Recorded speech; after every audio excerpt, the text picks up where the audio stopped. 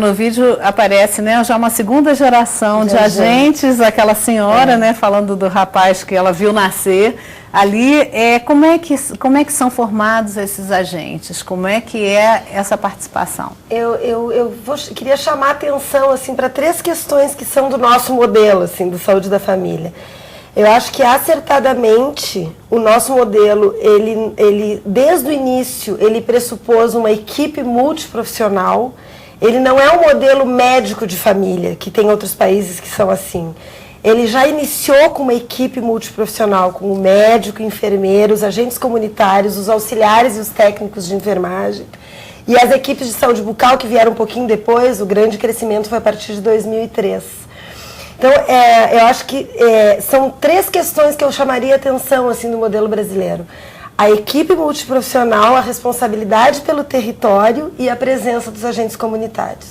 Eu acho que isso traz um atributo da saúde da família, que é a competência cultural, que é isso que a Fátima traz. A tradução dos problemas da comunidade para dentro do serviço de saúde e vice-versa, e o conhecimento, enfim. Os agentes têm um papel fundamental.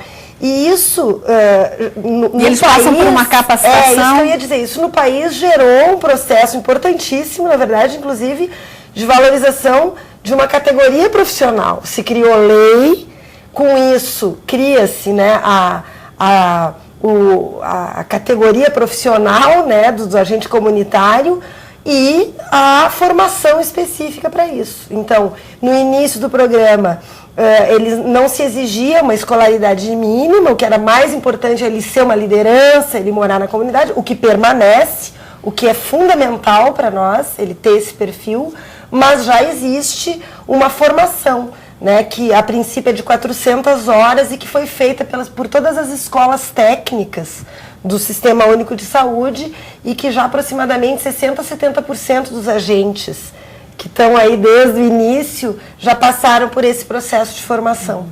Bom, nós só completando, por favor, e a gente não exigiu à época, né, eu faço o corte em 91, não quer dizer que no Brasil não existia práticas de agentes comunitários de saúde. A gente pode falar de Rondonópolis, né, pode falar do IMIP em Pernambuco, que em todas aquelas favelas da Grande Recife, o IMIP formou agentes comunitários de saúde. A gente pode falar da periferia de São Paulo, né? E o Ceará sempre com uma política de Estado, né? Eu faço um pouco essa diferença. Agora, quando em 91 se decidiu pela implantação do Saúde da Família, eu acho que tem uma coisa que é fundamental que a gente possa dizer, que é o principal perfil dele era o perfil dirigido a ser lideranças da comunidade, a ser alguém que pudesse fazer essa leitura das necessidades que essa população tinha no campo da saúde, né? E o maior problema que o Nordeste vivenciava à época era a questão da mortalidade infantil. Então, a cada 1000 crianças que nasciam, você tinha aí 90, 120 que morria sequer sem ter nenhuma assistência. As mães não conseguiam fazer seu pré-natal por várias condições de desigualdades sociais, né? E esse agente comunitário, me permita, Cleonária, o que eu reputo de mais importante, por isso que na época a gente não exigiu ter uma escolaridade, era essa capacidade deles encontrarem condições de sobrevivência. E dessa solidariedade que eles estabeleciam entre eles. O vídeo nos remete a isso. Quer dizer, uma senhora que conseguiu passar para a filha a necessidade dela continuar a sua luta de ser uma agente comunitária de saúde, ou seja, a condição que ela teve e que sua filha herdou, entre aspas, de continuar lutando e continuar sendo solidária com as questões de saúde daquelas comunidades, das famílias com elas são algumas são regiões assistidas, também, né? sem esses agentes é praticamente impossível, né? Chegar até culturalmente. Não existe em lugar nenhum do mundo uma estratégia igual aos agentes comunitários de saúde. Porque se você pega vários países do mundo, você, por exemplo, já visitou com a pesquisa que a gente tem de estudos comparados, né? Inclusive financiado pelo próprio Ministério da Saúde. No Canadá, a gente já visitou Cuba, a gente já visitou México, a gente já visitou Espanha na parte de Barcelona, e não existe essa figura dos agentes comunitários de saúde. O que existe são trabalhos voluntários e pontuais em situações de riscos. O agente comunitário de saúde, na minha opinião, e dada a experiência que a gente tem ao longo, o ano que vem vai completar 2 décadas de implantação dos agentes comunitários, eu os trato como uma base de sustentação de um grande edifício que nós chamamos em construção, que é o Saúde da Família. Para mim, ele é o precursor que garantiu todas as condições para a sustentação de saúde da família, resguardando todos os desafios que a gente tem desses agentes comunitários de saúde, a questão da escolaridade, e que vários municípios, que o próprio Ministério, que várias secretarias estaduais de saúde assumiram essa responsabilidade de, no processo de formação do agente de saúde, completar a sua escolaridade. E que isso é normal, é parte inclusive da luta, né? Eu acho que cria-se uma profissão, cria-se um espaço e é natural, né? Eles são super organizados, isso é maravilhoso, porque é o que se espera mesmo, né? De lideranças, enfim. Então, esse processo, eu acho que ele é muito natural.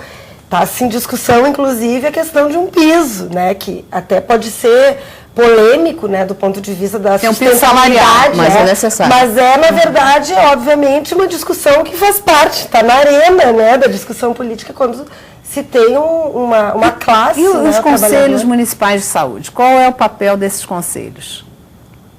Na estratégia de saúde da família? Na estratégia de saúde da família, como é que é? O Conselho Municipal de Saúde, que faz parte da própria gestão do SUS, que ele homologa as decisões do gestor, então, para um secretário municipal de saúde implantar a saúde da família, ele precisa ser aprovado isso nos conselhos municipais. Mas, de uma maneira geral, 100% dos conselhos deliberam, né, pela escolha de ter a saúde da família. É uma decisão ou não, de ter ou não, muito mais do gestor municipal. O que tem de muito avançado nessa questão da participação social é que existe um pouco uma evolução, e claro, nos grandes municípios, enfim, que é de ter a participação das pessoas e ter conselhos nas unidades básicas de saúde. Ou seja, a comunidade a qual é atendida por aquela equipe, por aquele centro de saúde, fazendo parte do planejamento, discutindo as ações, a forma. Isso ainda é um projeto ou já existe? Já existe muitas experiências no Brasil, muitas experiências. Que são, na verdade, conselhos locais, né? Quer dizer, existe o conselho municipal, mas existem conselhos... Daquela unidade. Agora, vamos falar só um pouquinho, assim, a gente ouve falar sempre ouviu falar em Programa Saúde da Família, né? O PSF. E agora também se fala em estratégia, né? Por que essas mudanças aí nessa denominação, mas mais ainda, assim, essa questão, o Saúde da Família... é uma política de Estado, né? O que garante já isso? Ainda precisa de uma lei para instituir? A portaria do Ministério já institui, já garante assim que não, independente do governo, de quem esteja no governo, vai ser levada adiante? Olha, eu acho que ela vem, nesses 16 anos, se configurando cada vez mais como uma política de Estado. E nós duas somos exemplo, né, dessa sustentabilidade, vamos dizer, do Saúde da Família. Não estou personalizando, eu quero dizer de épocas, né? Quando nós entramos para coordenar o Agência Comunitária do Ministério da Saúde, em 94, né, e por consequência a implantação do Saúde da Família, a cada ministro que entrava, nós tínhamos que convencê-lo da importância da agenda, nós tínhamos que convencer da importância do investimento dos recursos. Eu comentava há pouco com a Claunária, que teve época que nós estávamos na Fundação Nacional de Saúde, na época antiga FUNASA, cujo financiamento nós sobrevivíamos a cada resíduo da antiga URCA, que era uma unidade de referência dos ambulatórios, ou seja, se sobrasse recurso, viria para os agentes comunitários de saúde e mais tarde para as equipes de saúde da família. Então, eu acho que esse problema já não mais existe 16 anos depois. Há um recurso próprio de investimento por saúde da família. Nós criamos, à época, em 1988, o piso da atenção básica, que, de certa forma, dá uma estabilidade, né?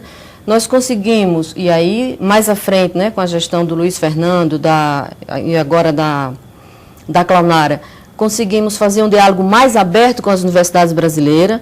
À época, nós implantamos o Polo de Educação Permanente, né, para a formação das equipes de saúde da família, inclusive com base nos desafios que nos apontavam na época de que o médico, né, e os enfermeiros, né, os auxiliares de enfermagem, não tinham essa formação generalista que pudesse atender com a qualidade que nós desejávamos no Saúde da Família, né?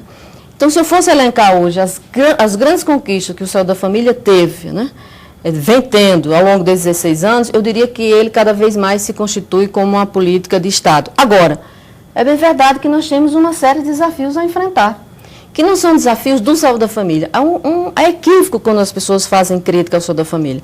O primeiro equívoco é de dizer o seguinte: olha, o saúde da família não responde todas as demandas que a comunidade tem.